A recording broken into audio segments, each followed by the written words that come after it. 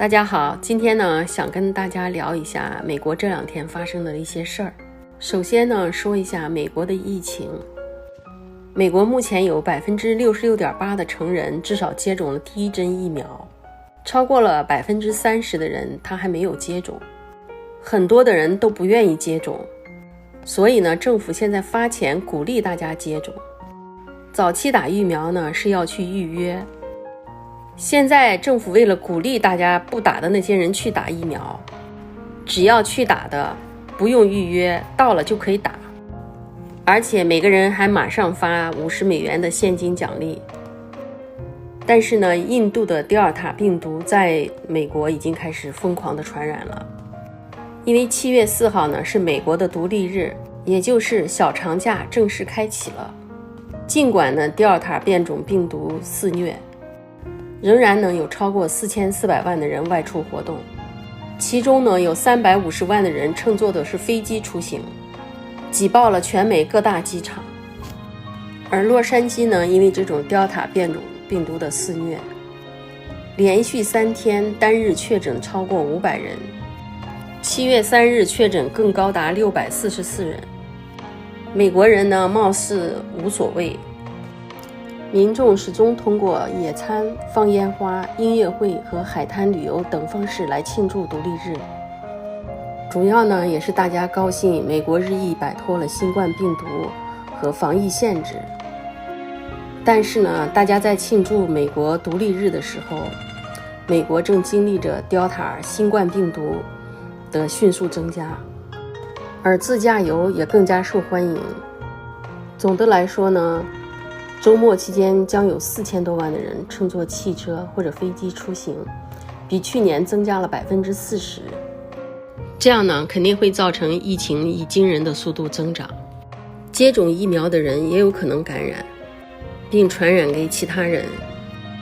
看这个样子呀，这个美国的疫情呀，还不知道什么时候才能结束呢。所以说呢，我们出门还是要戴上口罩。说到这儿呢，咱们再说一下7月4号晚上，也就是美国的独立日的晚上，我呢也是待到家里，也没有出去看什么烟花。但是呢，从晚上黄昏的时候就可以听到砰砰砰的，到处都是放烟花的声音。也就是大家都在看烟花的时候，不少人呢却经历了难忘的生死一刻。在洛杉矶著名的威尼斯海滩，有一男一女开车时就遭到人莫名其妙的追杀，连中数枪，最后呢就造成了车辆失控，一死一伤。而在安纳海姆，一辆皮卡突然失控，撞向了观看烟花秀的人群，让2个女的受了重伤。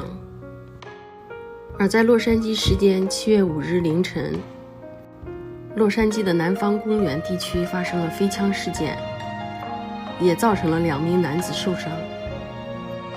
据说呢，嫌疑人还在逃窜，枪击事件可能与帮派有关。而在7月4号晚上，一位男子驾着车在高速公路上不规则的驾驶，警车让他停下来，他也不停，一直往洛杉矶市中心开。多辆警车呢紧紧跟随，对他进行了追捕。最后呢，这个嫌疑人的车撞上了一辆巡捕车而结束。这个嫌疑人吧，警察包围了他的车，他还把自己的车撞向一辆警车，警察开枪，嫌疑人受伤，他被送到医院了。你说这些美国人呀，真的是作死。说实话，来美国这么多年，这2年这些 biu 的事儿真的是越来越多了。也不知道是因为疫情让人感觉更加的烦闷，还是怎么搞的。而对这些事儿呢，正义的老外们也都是摆出事不关己、高高挂起的态度，大家照样该干啥就干啥。这可真是美丽的烟花背后都是有代价的。通过新闻呢，我们又看到7月3号到5日美国的独立日假日期间，纽约市也发生了共计44起的枪击案，共63个人遭受了枪击，其中呢至少有9个人死了。据说呢死亡数据呢还在上升当中。这些犯罪事件之所以激增，据说是因为美国监狱里释放了大量的囚犯，这些人吧重返街头，真的是造成了社会治安的恶化。根据美国枪击暴力档案室网站的统计，这2天全美发生了超过411起的枪击事件，超过130人死亡。有枪手向街头聚会的人群扫射，也有人在参加聚会的时候中枪。所以呢，碰上节假日有这种大型聚会的时候，尽量呢还是不要去这些地方凑热闹。我呢在美国待了16年了，说实话，这2年的枪击案确实是越来越多了。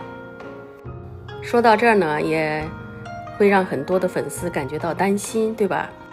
不过呢，总体来说还是好的。今天呢，就跟大家聊到这里，感谢大家的收看，也感谢大家的点赞，也欢迎大家在评论区里给我留言，我有时间就尽量会回大家的。感谢粉丝们一直的支持，谢谢大家，咱们下期再见。